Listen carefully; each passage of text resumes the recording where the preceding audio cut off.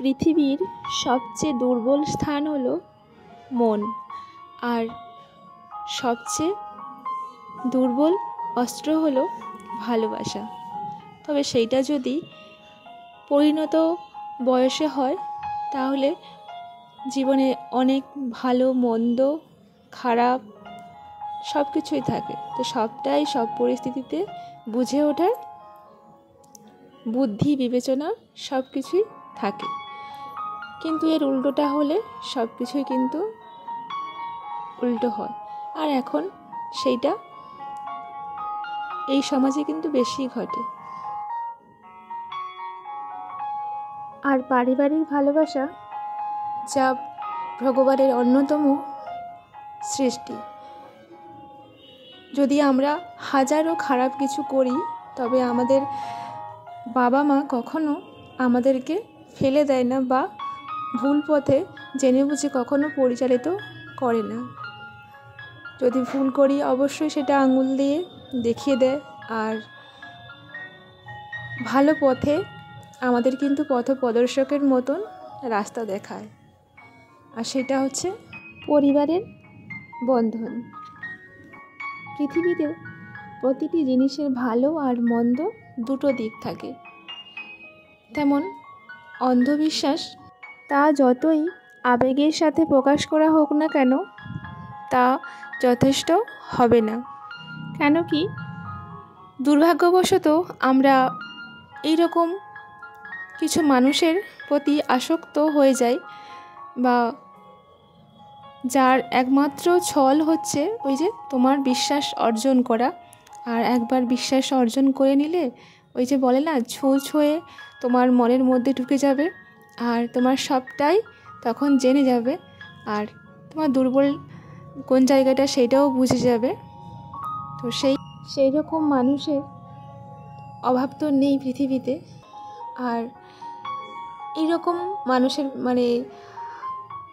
কিছু খারাপ কুনজর বলতে পারো আমার ফ্যামিলিতে এরকম কয়েক মাস আগে কিন্তু ঘটেছে। তো বিশ্বাসের সুযোগ নিয়ে আমাদের সংসারটা পুরো ভেঙে দিয়েছে। আর শুধু ভেঙে দিয়েছে বলাটাই ভুল হবে, সংসারের মানুষগুলোকে এতটাই কষ্ট দিয়েছে, সেই অবস্থাটা কাটিয়ে উঠতে অনেকটা সময় লেগেছে। যাই হোক, এত কিছু বললাম তোমাদের, তবে একদিন অবশ্যই সব কিছু খুলে তোমাদের সঙ্গে শেয়ার করব। মাঝে মাঝে এতটাই ওই যে বলে না, একটা জ্বালা কষ্ট হয় যে সব কিছু বলি। আবার কি বলতো, যেহেতু এটা সোশ্যাল মিডিয়া সব কিছু আনা যায় না, তাই কিছু বলতে পারি না। আর এই কষ্টগুলো বুকে জমা রেখে তোমাদের সামনে কিন্তু হেসে আমি ব্লগ করে গেছি।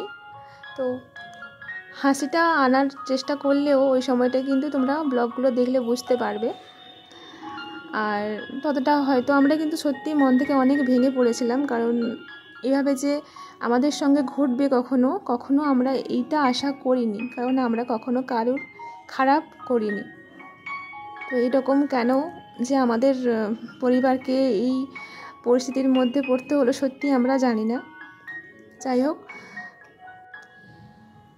আর জীবনে সবারই কিন্তু একেবারে ভালোভাবে সব কিছু হয় না জানি, মাঝে মাঝে এরকম বিপদ হয়তো আসে। তবে এই এত বড় একটা বিপদের আমরা কখনো আশঙ্কা করিনি। কেউ আমাদের বিশ্বাসের সুযোগ নিয়ে সবটাই এভাবে পরিকল্পনা মাফিক আমাদের পরিবারকে হেনস্থা এভাবে করবে। যাই হোক, অনেক কিছু তোমাদের সঙ্গে সকাল থেকে বললাম। তবে ওই যে বলে না, মানুষ থেকে শেখে। হ্যাঁ, এখানে একটা কথাই তো শিখলাম যে মানুষ মানুষকে ঠকায় না কখনো, অমানুষ মানুষকে ঠকায়। কারণ তার মধ্যে সেই মানসিকতা, তার মধ্যে সেই বিবেক জ্ঞান বোধ কোনো কিছুই ছিল না। তাই সে ক্ষতিটা আমাদের করেনি, ক্ষতিটা কিন্তু নিজের করেছে।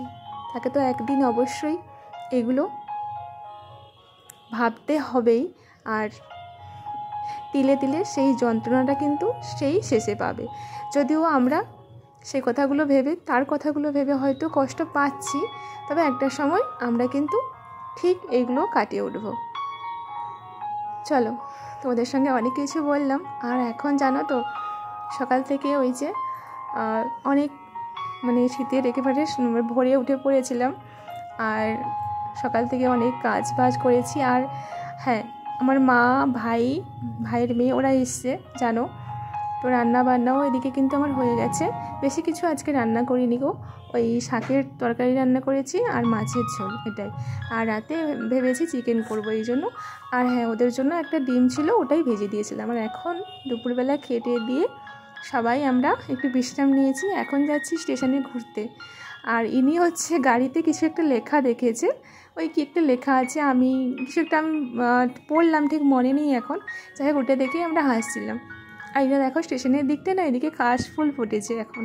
তবে ওই যে শরৎকালে তখন কিন্তু এখানে ফোটে না, ঠিক এই সময়টা দেখেছি ফোটে। আর সেই সময়টা ভিডিও করার জন্য অনেক জায়গায় খুঁজি, তখন খুঁজে পাওয়া যায় না। ওখান থেকে ঘুরে মেলা টেলা দেখে তারপরে এই দেখো ফেরার পথে চপ সিঙ্গারা নিয়ে এসেছি, আর নিয়ে এসেছি চিকেন। আর আমি একটুখানি মুড়ি খেয়ে নিয়েছি, তবে ওগুলো কিছু খাইনি, তেলে ভাজা।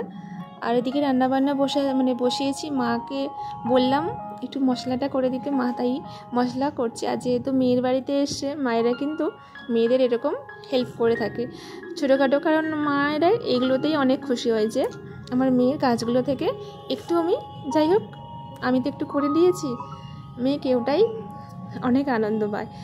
আর মাঝে মাঝে আমারও ভালো লাগে, আর বেশিরভাগ সময় তো বলি যে না, করতে হবে না কিছু। তো চলো, তবে আমি কিন্তু মাকেও বলি যে একটু তুমি ধোয়াধুয়ির কাজটা করে দেবে, কারণ আমার ওই যে জলের সমস্যা। তো মা কিন্তু অনেকগুলো কিছু মানে দুপুরবেলা ধোয়াধুয়িটাও করেছে, কিছু করার নেই, ভাবি যে করতে বারণ করব, আমারও তো জলের অ্যালার্জি। যাই হোক চলো, এখন কিন্তু চিকেনটা কষিয়ে নিয়েছি। আর ছেলেকে ওই যেগুলো একটু ওই চিকেন পিসগুলো ছিল, তো ওইগুলো দেখে দেখে দিচ্ছি, কারণ এগুলো ওই চিকেন খাওয়ার সময় কিন্তু খাবে না, ওই একটু হাড় দেখে খেতে পছন্দ করে, তাই ওদেরকে এই কষাটা দিলাম। এটা মানে কষা খেতে খুব পছন্দ করে।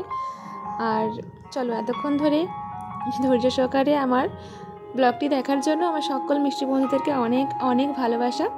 ভালো লাগলে অবশ্যই লাইক করে দিও, আর একটা কমেন্ট করে জানিও কোন অংশটা তোমাদের ভালো লাগলো। চলো, আজকের ব্লগটা এখানেই রাখলাম।